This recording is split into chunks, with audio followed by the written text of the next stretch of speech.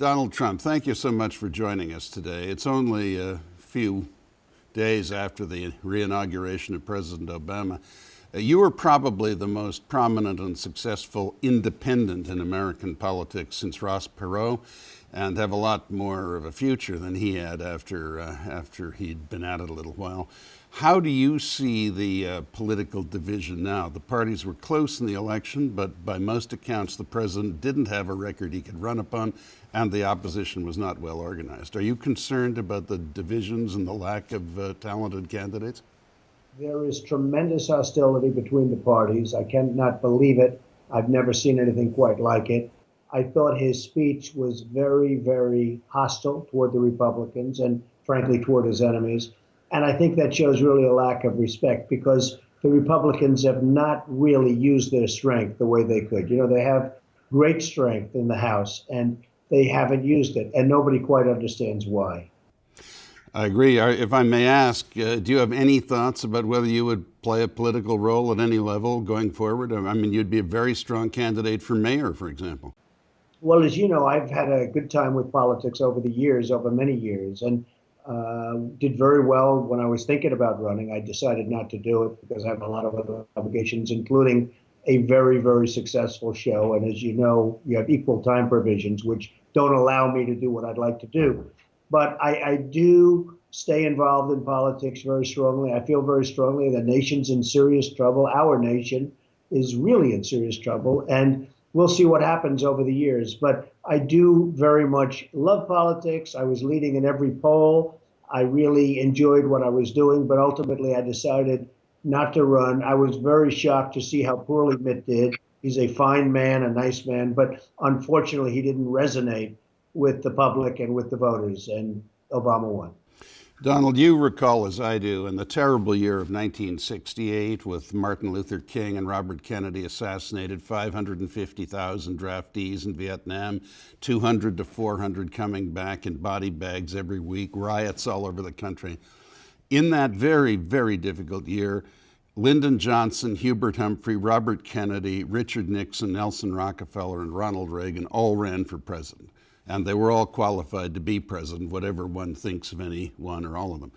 This year, the very strongest Republicans, Jeb Bush, Chris Christie, yourself, if you consider yourself a Republican rather than independent, Marco Rubio, Mitch Daniels, didn't run. Does this worry you? Is the United States losing the confidence it normally had that the very best people would seek the highest offices?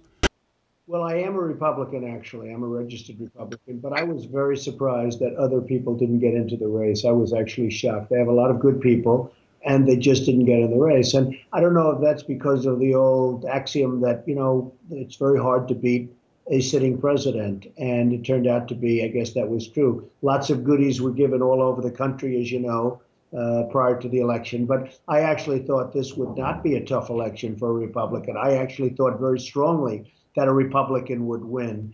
And if the Republican did the right thing, would absolutely win. And, you know, Mitt worked hard. He really worked hard. But somehow the last few weeks were not his weeks, whether it was the storm, which was terrible, Sandy, or the fact that I don't know what happened in those final two debates, but he wasn't like he was in the first debate. But he didn't resonate and he lost. I was surprised that more people didn't enter the race, absolutely. Do you have a reason for this? Do you feel that the media has been more hostile and the country more divided since a certain event, such as Watergate or any other event that you can think of? I mean, has there been a real turning since we were young people watching President Eisenhower and Adlai Stevenson, whom everybody respected, or Senator Kennedy and Vice President Nixon, whom everybody respected?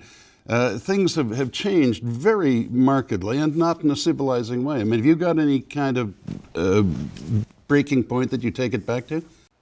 Well, I can say this. I've never seen the country so divided. I have never personally, I've been involved in politics for a long time. I've never seen anything like it. The level of hatred between Republicans and Democrats and people, even within their own, Republicans and Democrats, although I think to a lesser extent. But the level of hatred that you see in Washington today, I've never seen anything like it. And ultimately, the big loser is going to be the country. Yeah. Now, you have been one of the country's most successful businessmen. You've watched as a prominent citizen while the $10 trillion of deficit that accumulated in 232 years of American history up to 4 years ago has grown from 10 trillion to 16 trillion in just 4 years. And of course, most of the Treasury issues now aren't really sold at arm's length, and the interest rate on them isn't representative of a free market. It's just sold to a 100% subsidiary of the Treasury, the Federal Reserve, which pays for it by clicking over notes by email as if you and I were exchanging emails. And it's a shell game. It isn't real. Now, how concerned are you that this whole thing is going to blow up fiscally? Well, it could happen. I mean, the 16 million that you just said is actually going to be 17 trillion very soon. And we're going to have $21 trillion, numbers and names that you never even heard. You never heard the name trillion. You never heard that word before. And now it's a commonplace word. Yeah, things could blow up, and it could be very ugly for a long period of time if they don't get things straightened out. We have a chance right now to get things straightened out. If they don't get things straightened out very, very quickly, you're going to see a blow up. There's no question. It's inevitable. Now, you know many of the leading members of the New York business community. A number of them are seriously consulted by the administration, are they not? It's true, 100%. Yeah. So there is some input, despite the ambiguous and complex relationship between the administration and Wall Street and the polemical excesses that administration spokesmen frequently engage in at the expense of Wall Street. At least they listen to Jamie Dimon and people like this, don't they? You would think so. They've been close. There's a relationship, but it doesn't seem like it. I mean, Obama ran a campaign, the rich against the poor. Now, if you're talking about voters, there are far more poor people out there. It's a pretty good campaign. And the Republicans did nothing to quell that. It was a storm, and they did nothing to quell it. So I do think there's a relationship between some people and the president, but you wouldn't see it based on the rhetoric and based on the speeches and based on actually the actions. You don't see it. You made some very imaginative proposals about foreign policy and how American intervention in the Middle East could in fact be paid for by petrostates. It could have been paid for by Kuwait, and to a degree it was by Kuwait. But as you said, Iraq could have paid for it. And the United States could have increased Iraqi oil production and even paid itself in oil. It took all the stick in the world for doing it for oil, for going in there for oil, and didn't get a barrel of oil out of it. How do you feel about the Iranian nuclear program and what the United States should, if anything, do about it? First of all, what you said about Iraq is true. We spent $1.5 trillion on Iraq, and we got nothing for it. Zero, as far as I'm concerned. And that will blow up anyway. And frankly, at a certain point, unless something happens at a bigger level, Iran's going to take over Iraq. Iraq has the second largest oil reserves in the world, which a lot of people don't know. We got nothing. We spent all this money and all those lives, more importantly, and we got nothing out of it. And it's just going to blow up, and people are having a good time spending all that money right now. So I always said we should, at a minimum, pay ourselves back by taking the oil reserves, some of the oil reserves, and maybe more than pay ourselves back. And nobody picked that up. I guess you're the only one. I mean, there aren't too many people that actually picked it up. But I say it very loudly. We left Iraq like a bunch of dummies. To the victor belong the spoils. We left Iraq, in the old days at least, and nothing happened. We got nothing except criticized. And in fact, I heard recently in Iraq, they said, we want the United States to come in and pay us reparations, pay us money for having done this to the country. Well, that's interesting too. But I felt always, why aren't we taking the oil at least to pay us back? As far as Iran is concerned, I mean, right now, nobody knows what's going to happen. Are they making nuclear? Are they close to nuclear? It looks like they probably are. Something should happen. I think it's very dangerous for the world to have Iran have nuclear capability. I think it's very, very dangerous for the world. Would you have any confidence that this administration will do anything to stop it?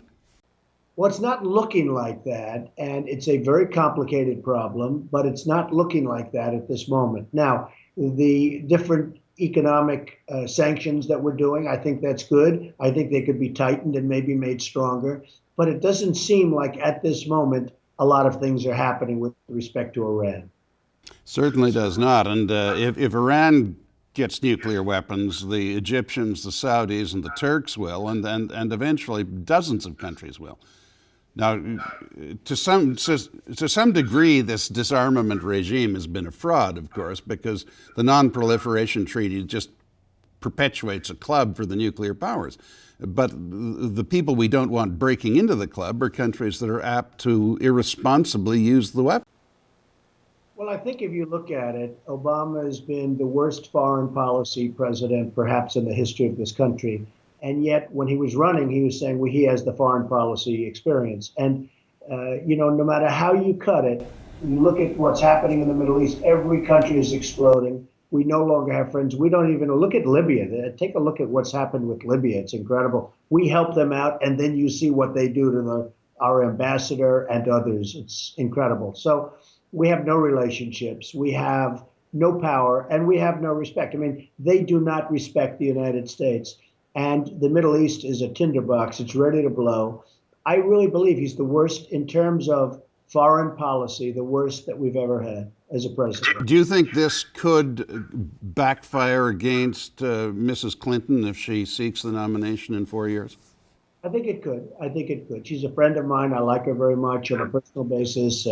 Bill Clinton's a friend of mine. But it could. It absolutely, I would imagine their opponent, whoever that may be, both Democrat, you hear so much about Biden and others, will be using a lot of the things that have happened because as Secretary of State, there's a great responsibility. So it could. I think she probably looks like she's somewhat of a lock to get that position, assuming she wants it in terms of running as a Democrat. But certainly this could blow up and not be good for her.